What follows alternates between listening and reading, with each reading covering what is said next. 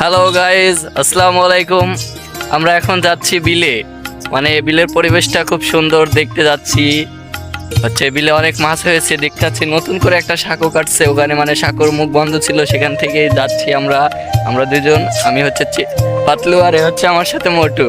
যার কথা না, হাসিটা কি কিউট দেখছেন। যাচ্ছি দুজন দেখতে, তো সাথেই থাকুন সবকিছু দেখার জন্য। তো চলুন এবার আমরা হাঁটতেছি আস্তে আস্তে, দেখা যাক সবাই। আমি আবির সামনে যাচ্ছে আর আমি পেছনে হাঁটতেছি, তার পেছনে দুজন মিলে গন্তব্য বিলে যাব। অনেকদিন পর হাসাহাসি দুজন গল্প করতেছি, দেখতে দেখতে চলে এসেছি আমরা প্রায় বিলের কাছে। দেখুন চারিদিকে সবুজ সবুজ গাছপালা, কি সুন্দর লাগতেছে। এটা হচ্ছে বিল। আগে অনেক বড় ছিল, অনেক মাছ ছিল, কিন্তু মাঝখানে আমাদের বিলে পুকুর কাটাই আগের মতো তেমন আর মাছ দেখাশোনা যায় না। তাই চলে আসছি দুজনে গল্প করতে করতে বিকেলের মনোরম পরিবেশে।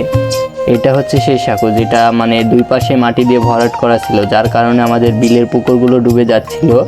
এর জন্য নতুন করে সাঁকোটা খনন করছে, খনন করে ভিতর দিয়ে ওই পাশ দিয়ে পাইপ দিয়েছে।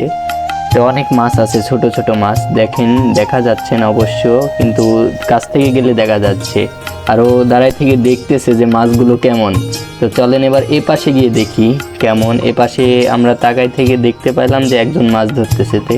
ওনার কাছে গিয়ে আমরা দেখলাম যাই একজন মাছ ধরতেছে, ওখানে জাল পেতেছে আর ওখানে দেখতেছে, আরেকজন দাঁড়ায় থেকে দেখতেছে মাছ।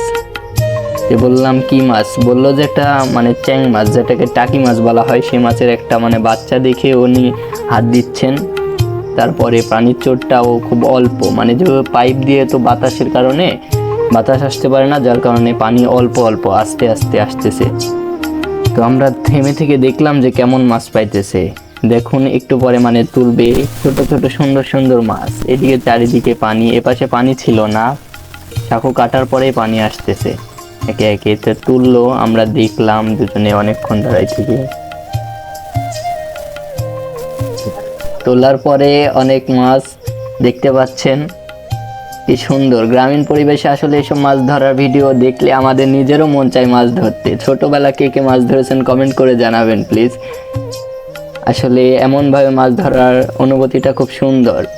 তো দেখলাম আমরা একটু দাঁড়িয়ে থেকে দেখে বিকেলের সুন্দর পরিবেশ, চারিদিকটা আরও ঘুরলাম, ঘোরাফেরার করার পরে চলে আসলাম। তো আজকে এই পর্যন্তই। পরবর্তী ব্লগ দেখতে আমাদের পেজটি ফলো করে পাশে থাকবেন। সবাইকে ধন্যবাদ, টাটা।